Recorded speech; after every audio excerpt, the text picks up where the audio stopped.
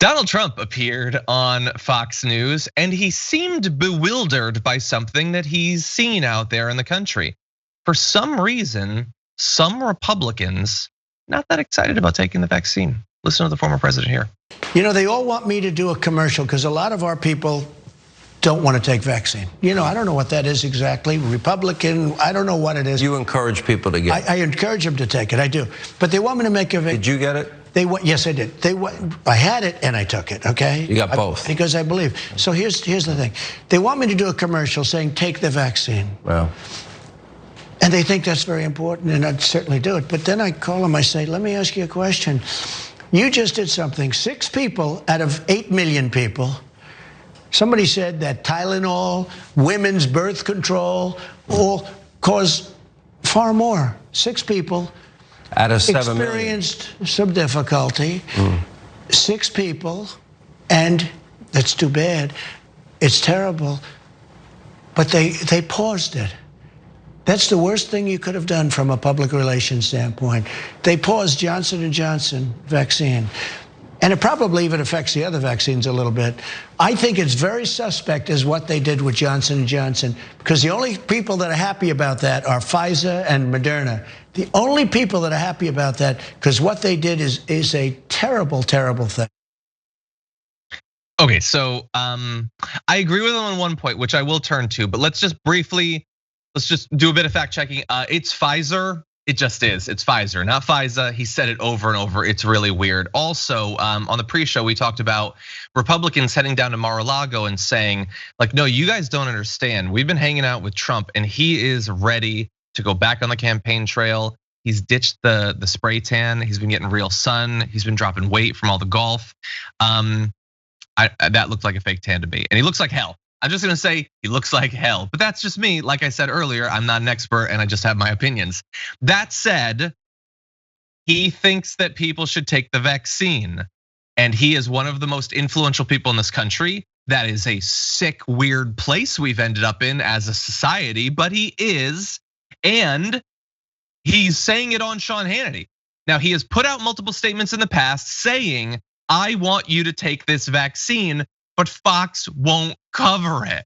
Even though every one of them has gotten the vaccine, including Sean Hannity, they won't cover it. Well, when he shows up on there and he says it, they don't have to cover it, it's there. And so hopefully that gets through to somebody. I also kind of agree with him on Johnson & Johnson. As we've said, I'm not a doctor. I don't know about any of this stuff. I have, however, watched every episode of House, and so that gives me some base level of expertise. And they paused with very few instances of those blood clots. Now, they did what they think is responsible, and apparently the American people agree, because a poll today shows that 88% of the country thinks that it was the responsible thing to do to pause it. Additionally, 91% of respondents knew about the pause, which, as they point out in the sort of summary of the poll, is generally a higher level of information than people's understanding of who won the Super Bowl like the week after. So lots of people knew about it.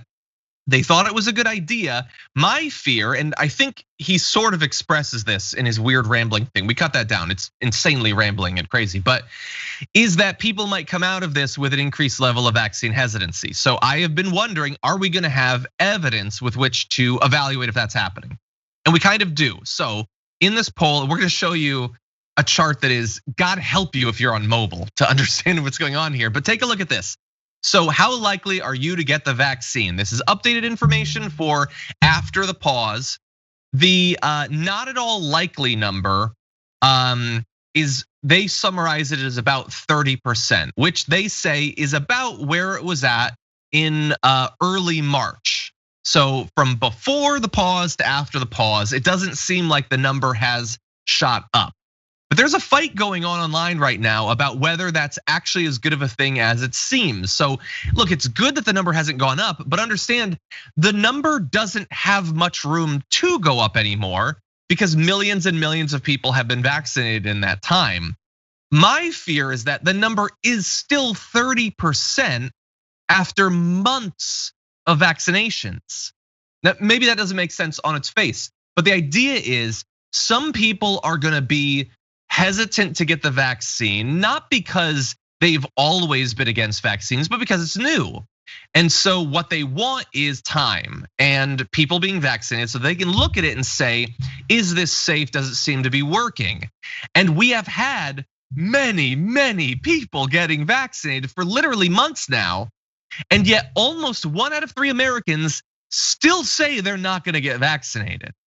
That 1 out of 3, by the way, depending on how many of them have already gotten COVID and they're probably overrepresented, means that we might not be able to reach herd immunity.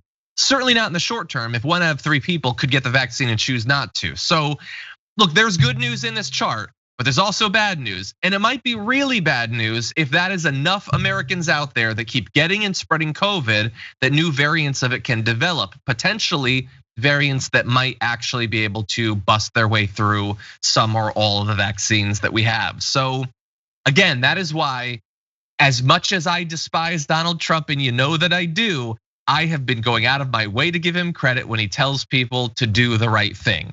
Even if it's in the middle of a monologue with these insane conspiracy theories about how like the government is working with Pfizer and that's why they're screwing over Johnson & Johnson by shutting it down. It's all madness. But at the end, he is saying, I got the vaccine, you should get the vaccine, and that is a good thing. And by the way, if you do track down his full interview, there's one added little extra bit of fun there. Sean Hannity, kind of a dunce, and he's not reading off a teleprompter, so he doesn't know exactly what he's supposed to say. And so once he gets past a North Korean level of compliments to Donald Trump, they start talking about how Americans get charged more for certain medicine than they do in other countries. And they do a close up on Sean Hannity's face where he says, why do they get to charge us more? And I just think, man, that's a moment where Sean Hannity's like almost learning or evolving. Like, yeah, the pharmaceutical companies screw us over and it's kind of a problem, Sean. Maybe look into it with your nightly news show and your massive budget and production staff. Doubt he's gonna dwell on that thought or even return to it. But anyway, Donald Trump, thank you sort of for maybe getting through to some of your followers. We will have to see.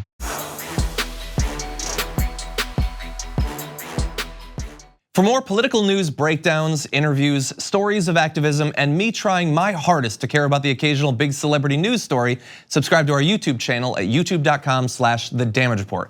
And you can ring the bell wherever it is so you don't miss anything.